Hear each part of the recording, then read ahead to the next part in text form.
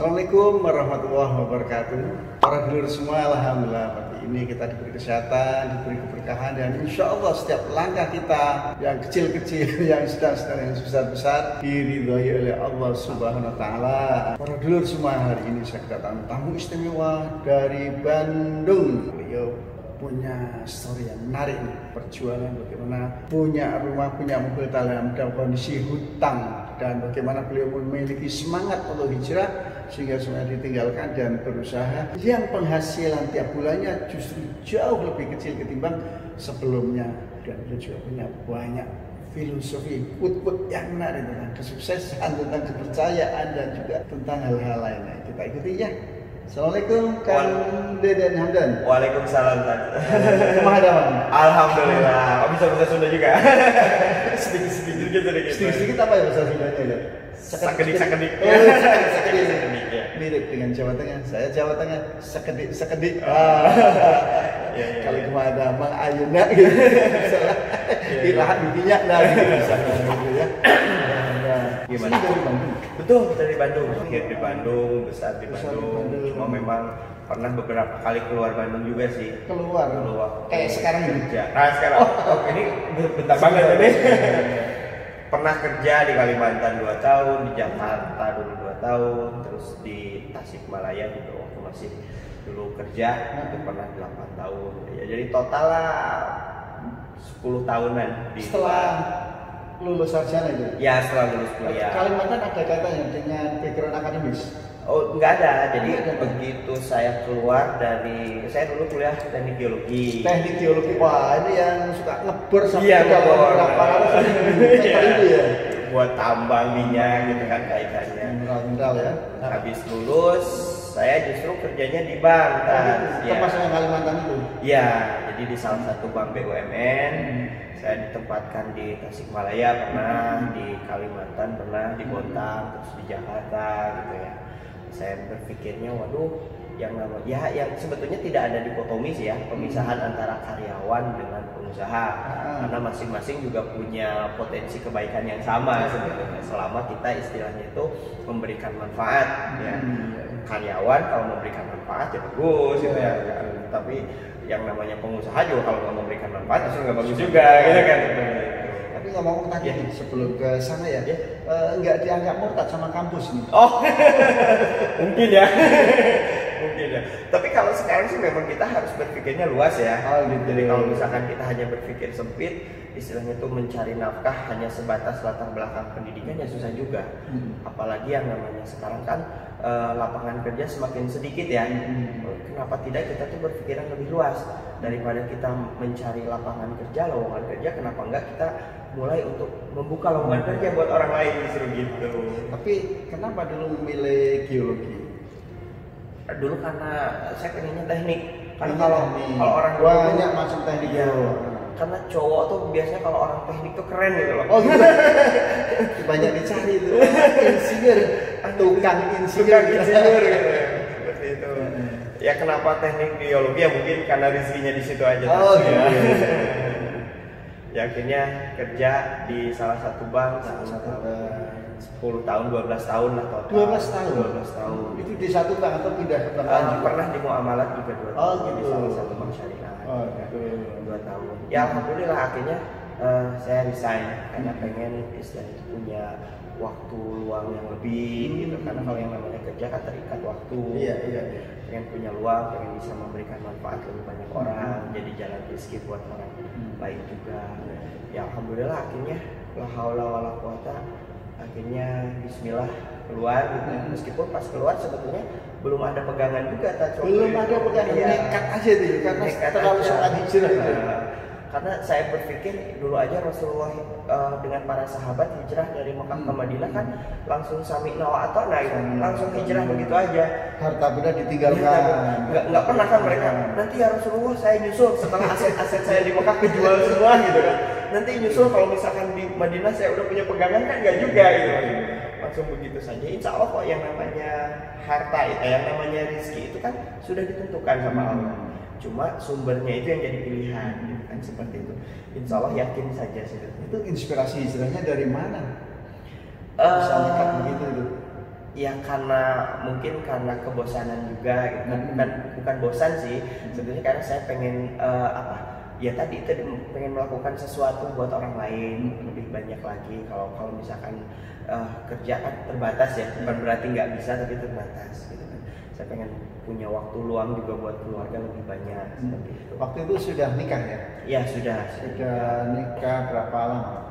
Sudah nikah 5 tahunan lah. 5 tahun baru keluar dari bank Ya, gitu ya. keluar dari bank. Ya, yang namanya hijrah, proses hijrah apapun bentuknya ya, mau hijrah pindah rumah, mau hijrah secara finansial, mau hijrah apapun lah bentuknya, konsekuensi logisnya memang tidak nyaman. Ya. Kalau yang namanya hijrah nyaman, semua orang pasti hijrah. Betul. Makanya justru itu ujian iman yang jalan ini ya. Makanya setahun 2 tahun pertama ya memang berdarah-darah dulu lah. Asalnya istilahnya tuh gajinya sekian, tiba-tiba jadi turun drastis gitu kan. Berapa persennya? Berapa persennya? Sekitar 25%-nya lah. Ya, nikmatin aja. Ya seperti pernah saya bilang gitu, bahwa kalau yang namanya kita ke manusia itu kan harus buktikan dulu baru percaya. Tapi kalau ke Allah tuh percaya dulu, nanti Allah yang akan buktikannya. Nih kepada manusia kita buktikan dulu baru percaya. Seringkali begitu, kita harus buktikan jadi orang lain baru mempercayai kita. Tapi kalau Allah, kita langsung percaya, yakin pada Allah, dan insya Allah akan ada bukti yang datang dari Allah Subhanahu wa Ta'ala. Lanjutkan. Ya bukan berarti istilahnya itu nggak mudah ya, karena kan yang maklum yang namanya karyawan kan waktu itu punya rumah juga istilahnya itu nyicil, punya kendaraan juga nyicil, otomatis ketika itu nyicil berapa lama tuh? Rumah tuh 10 tahun kalau 10 tahun, kendaraan juga kurang lebih segitu juga. Dari kantor dapat fasilitas alhamdulillah, tapi begitu keluar kan otomatis harus diberesin juga itu. Akhirnya ya saya jual juga asetnya. Jadi ibaratnya waktu itu prinsip pom bensin mulai dari nol mulai dari nol lagi. Mulai dari nol. Ya alhamdulillah setelah akhirnya merintis usaha dari kecil gitu ya. Ya seperti saya bilang tadi, awalnya memang nggak mudah ya, konsekuensi dari sebuah hijrah, dari sebuah perubahan memang ketidaknyamanan. Tapi ini ketidaknyamanan dalam hal apa nih? Apakah makanan sehari-hari, operasional, usaha sehari-hari, atau apa ini? Ya secara finansial tentunya. Biasanya dapat gaji sekian, tiba-tiba cuma seperempatnya gitu ya pendapatan. Terus biasakan karena sehari-hari punya fasilitas, biasanya ada rumah, ada kendaraan, tiba-tiba harus dijual gitu. Seperti itu otomatis sebetulnya secara manusiawi itu tidak nyaman. Ini dijual ini untuk makan atau untuk nutup pinjaman? Buat nutup pinjaman. Kan kita dapat rumah sama kendaraannya dan pinjam juga gitu, seperti itu. Ya alhamdulillah sih seiring waktu, seiring ikhtiar yang terus dilakukan, akhirnya ngumpul gitu ya. Nah biasanya yang namanya orang tuh ya kebanyakan lah manusiawi ya, ketika misalkan baru pertama kerja otomatis yang dicari itu kan rumah dulu gitu ya.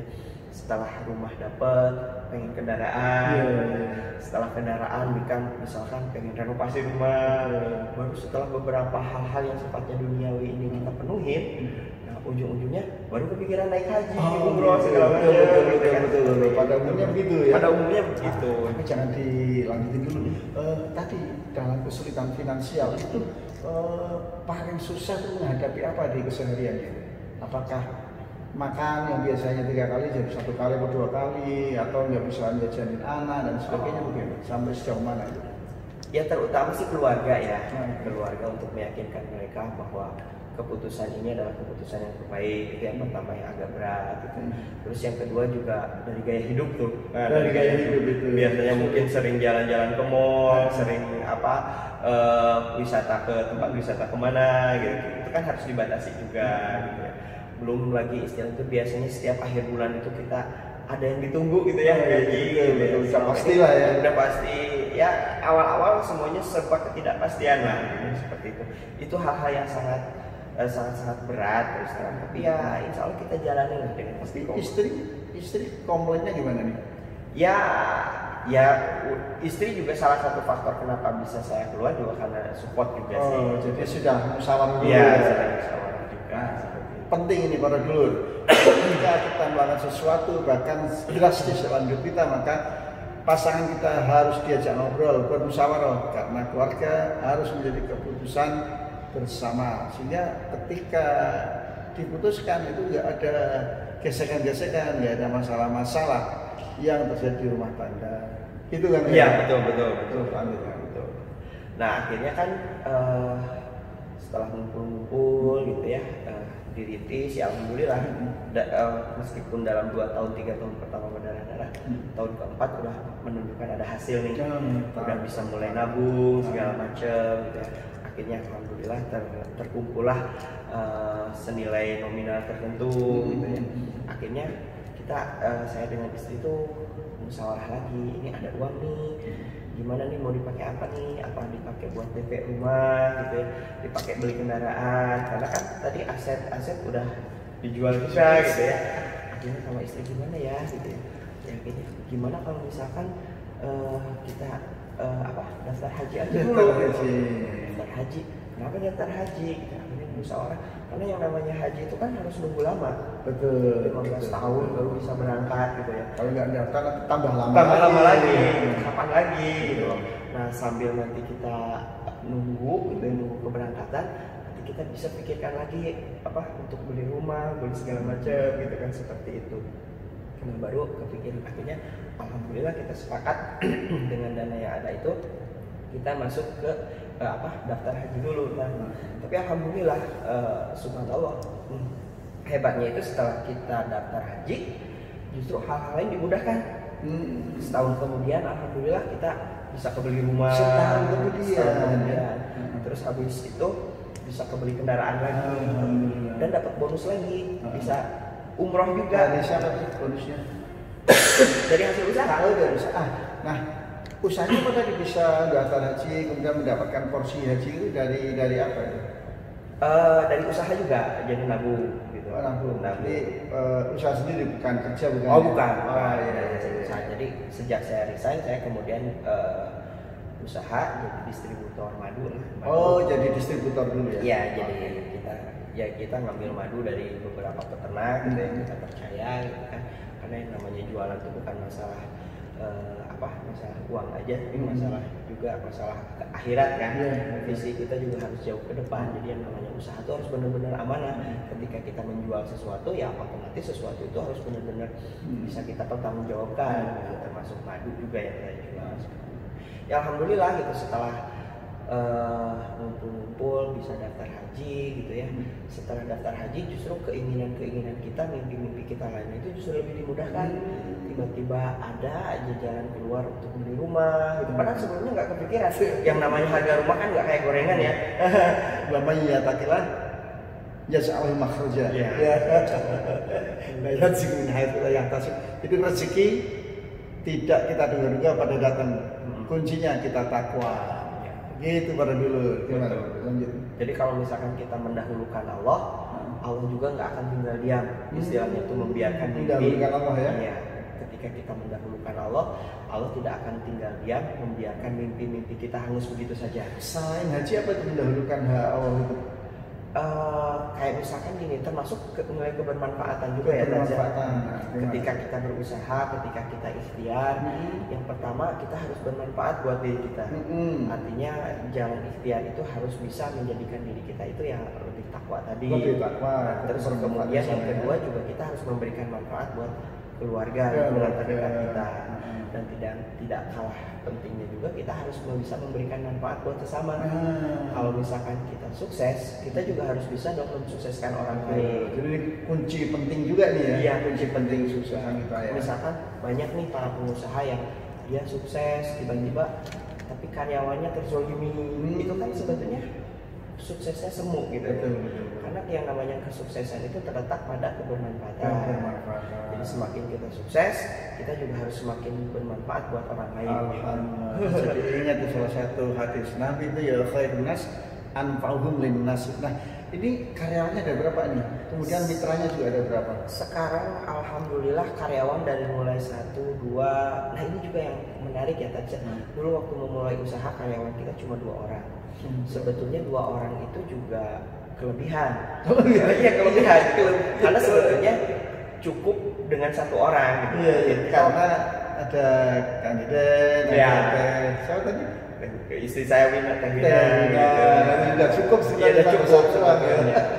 Cuma kita berpikirnya wah kalau misalkan ini yang satu orang dipecat kasihan gitu loh. Artinya dia kan punya keluarga juga yang harus dinafkahi segala macam. Akhirnya alhamdulillah ya anggaplah bisa itu sedekah. Ya alhamdulillah ternyata dengan niatan seperti itu jadi yang dimudahkan usaha tambah lancar, tambah ini artinya tambah berkembang. Alhamdulillah sekarang sudah ada 15 tadi. Alhamdulillah. Kalau mitranya petani-petaninya itu sistemnya apa nih? Jadi kita tuh ngambil dari koordinator peternak. Jawa Barat? Enggak, dari Jawa Timur, Jawa Barat, ya Jawa Barat, dari luar Jawa juga ada seperti itu.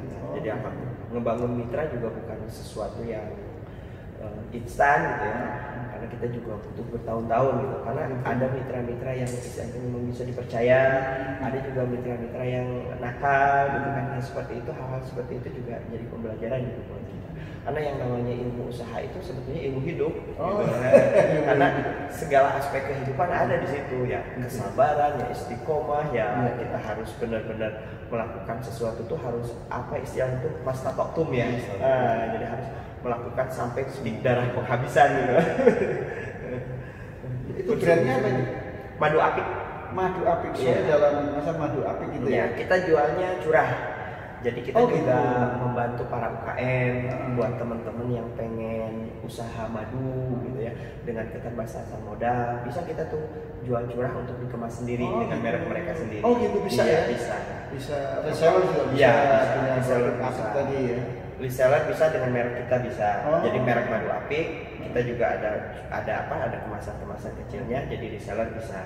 Atau misalkan pengen punya brand sendiri, pengen punya merek sendiri, bisa beli curah nanti dikemas sendiri. Atau misalkan saya males kemas gitu ya, repot, bisa kita yang kemaskan tapi merek sendiri juga bisa. Namanya madu. Betul. Ini ada diferensiasi fungsinya atau enggak nih? Macam-macam madu, kemudian ini untuk A dan sebagainya itu. Oh ya, ada sebetulnya. Jadi kenapa kita banyak diferensiasi usaha dan diferensiasi madu? Karena kita itu sistemnya itu adalah bukan produk oriented tapi customer oriented.